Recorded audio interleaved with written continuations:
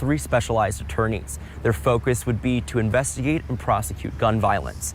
The Administration and Finance Committee approved Proposal 149 and recommended its full passage to the City County Council on Tuesday. The attorneys would work under the U.S. Attorney Office of the Southern District of Indiana and would only focus on Marion County.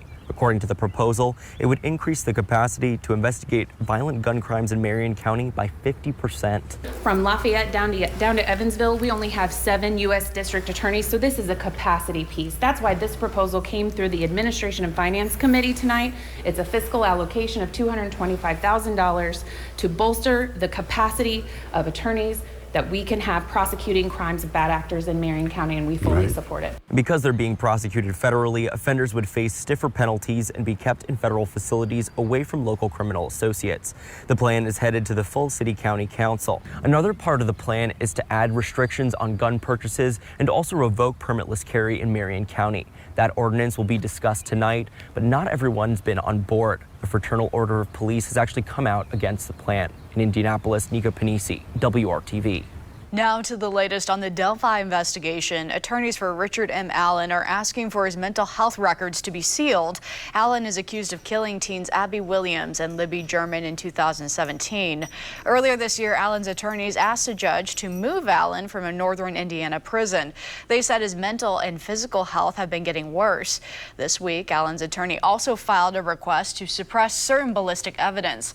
The state has filed objections to both requests. Allen is scheduled to be in a Carroll County courtroom tomorrow morning. 3 18-year-olds are now charged in Bartholomew County in connection to a kidnapping and beating. According to the sheriff's office, a 19-year-old man from Columbus agreed to food with an 18-year-old woman. Instead of driving to a restaurant, though, she drove to a barn where several people in masks pulled the man from the car and beat him. The group left him in the barn, but he was able to walk to a nearby neighborhood to get help. He suffered cuts to his neck, lips, cheeks, and other parts of his face. WRTV does not name suspects until formal charges have been filed. This incident remains under investigation. There has to be quicker response time. I'll tell you this, all I know is all you want is to hear somebody on that other end. A woman suffers life-threatening injuries after falling from her bike, but when her husband tries to call 911, no one picked up the phone. It sounds like a nightmare, but that's exactly what happened to an Indianapolis woman on Sunday. She shared her story with WRTV's Amber Grigley, hoping to get answers.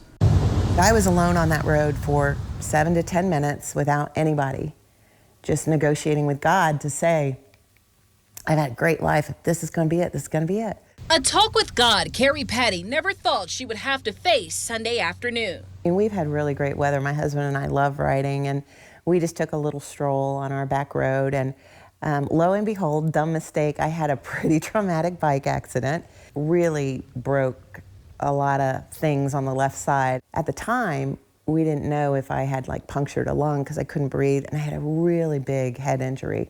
Panicking and racing to call for help.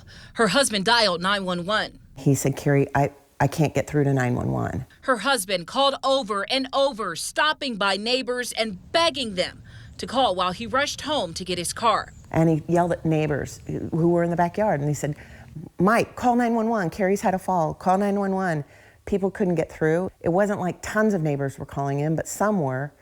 And some got recordings, some nobody picked up. Now, that recorded message said that 911 was not available and to stay on the line. I think at first I was just most worried about my husband and him having to do this. I can't imagine what, he saw and had to do. Carrie's husband finally made it back while they were discussing the best possible way to get her in the car and to the hospital. Her prayers were answered. Mike, our neighbor, came down the road, and he had a satellite phone, and for some reason he could get through. He said, they're coming, they're coming. And then right then we heard just the most blessed sound of woo, the sirens coming. Carrie had multiple injuries on the left side of her body. The bones and the wrists were crushed. I'm such a doer.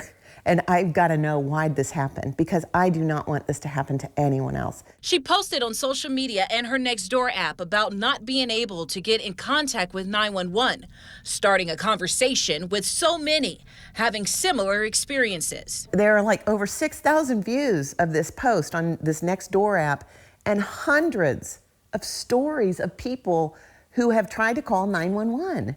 and they're put on hold. Now, I reached out to the Marion County 911 Center, the Metropolitan Emergency Services Agency. In a statement, they said in part that they received messages about Carrie's difficulty contacting the center over the weekend after a bike accident. They say they reached out to her and currently gathering additional information as they investigate the incident. That's our entry level into healing, and it should be the best. And that's my goal. This isn't anything but that. A representative also tells me that when people call 911, they should stay on the line until they are connected with an operator. Hanging up and calling back will only get you moved to the back of the call queue. I'm just trying to figure out how we fix it and how we make it better, and so nobody has to go through what I went through. I'm Amber Grigley, WRTV. In April, the governor signed Senate Bill 43 into law. It's expected to help staff 911 communication centers across the state. The new law will allow 911 centers to hire people who don't live in the county they serve. Previously, 911 centers could only hire from within their own county. Amber asked if